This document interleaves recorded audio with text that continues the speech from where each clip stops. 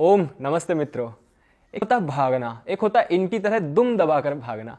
मैंने अमोघ लीला और इस्कॉन की जीबीसी के 33 मेंबर्स को इनकी 3 मान्यताओं पर खुली चुनौती दे रखी है। इस अमोघ लीलादास और पूरी इस्कॉन की जीबीसी को बाइबल और यथार्थ गीता पर शास्त्रार्थ के लिए ललकारता हूं। मैं इस्कॉन की पूरी जीबीसी को, इस अमोघ लीलादास को, उस कमेंट पर, उस विचारधारा पर शास्त्रार्थ की खुली चुनौती देता हूं। मेरी इसी वीडियो की इन 3 चुनौतियों पर इस्कॉन जीबीसी की ओर से अनधिकृत व्यक्ति ने चैलेंज स्वीकार करने का झूठ बोला है।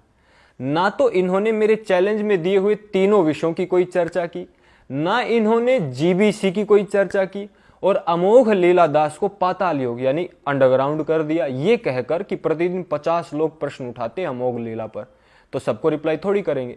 भाई लगता बहुत शास्त्रार्थ करते हैं, इसके कोई 50 शास्त्रार्थ भी हमें दिखा देना थोड़ा। अभी जिन व्यक्तियों को जिन विषयों पर मैंने शास्त्रार्थ की चुनौती दी थी, वो तो दुम दबाकर भाग खड़े हुए पराजित स्वीकार कर गए। अब अपनी हार छुपाने के लिए इन्होंने शकुनी वाला पासा चल दिया है। कह रहे हैं कि शास्त्रार्थ संस्कृत में होगा, और जो व्यक्ति ये कह रहा है ना, वो मुझे राहुल आर्या बोलता है। राहुल आर्य में और राहुल आर्या में उतना ही अंतर है जितना अमोघ लीला और अमोघ लैला में है। साधारण शब्द ज्ञान तो है नहीं, बात संस्कृत की करते हैं। इसे कहते हैं दुम दबाकर भागना। और जीबीसी वाले और अमोघ जी ध्यान दें, ये जो आर्य भाषा है, हिंदी भाषा, इसका मूलाधार और शब्दकोश संस्कृत से है। अधिकांश लोग इसको समझते हैं, और अमोघ जी जैसे सारे इस्कॉन के यूट्यूबर इसी भाषा में वीडियो भी बनाते हैं। कि देखो, भगवद गीता और बाइबल के संदेश में वैसे कोई अंतर नहीं है।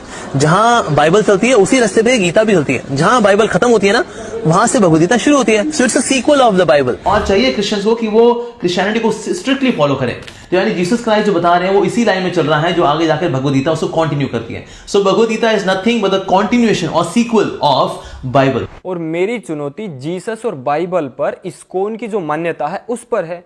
इनकी गीता का मूल भाष्य भी संस्कृत में नहीं है, और आर्य समाज पर जो मैसेज इन्होंने वायरल करवाया है वो इंग्लिश में है। तो शास्त्रार्थ ये संस्कृत में कैसे करेंगे? और यदि भाई तुम्हारे पास कोई छुपी हुई संस्कृत की बाइबल हो तो हमें भी दे देना, हम भी देख लेंगे, जिससे पता लग जाए कि जीसस धर्मगुरु है, बाइबल और गीता की शिक्षाएं एक समान है, और गीता बाइबल का सीक्वल है। शास्त्रार्थ का उद्देश्य अपनी ईगो सेटिस्फाई करना नहीं होता है, लोगों में धर्म की स्थापना करना होता है।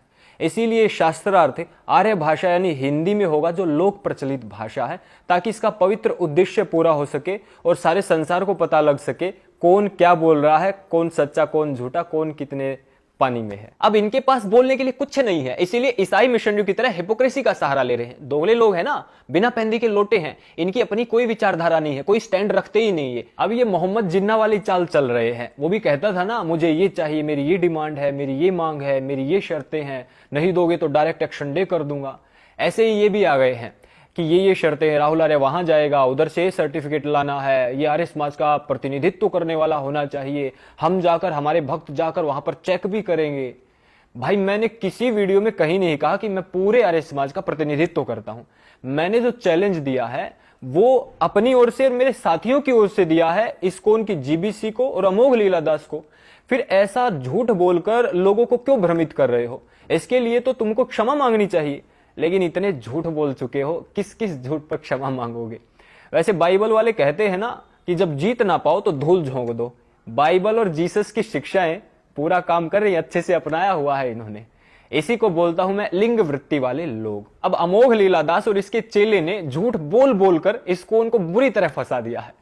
अरे भद्रजनों, इस्कॉन को यदि आर्य समाज से शास्त्रार्थ करना है तो मेरी तरह सामने आकर आर्य समाज को ललकारिए।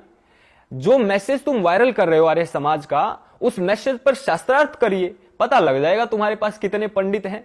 और मेरा नाम ले लेकर जो तुम आर्य समाज को, महर्षि दयानंद सरस्वती को बदनाम कर रहे हो, दुष्प्रचार कर रहे हो, और बाद में आकर कहीं भी कह देते हो आर्य समाज ठीक काम करा, हमें आर्य समाज से कोई आपत्ति नहीं है।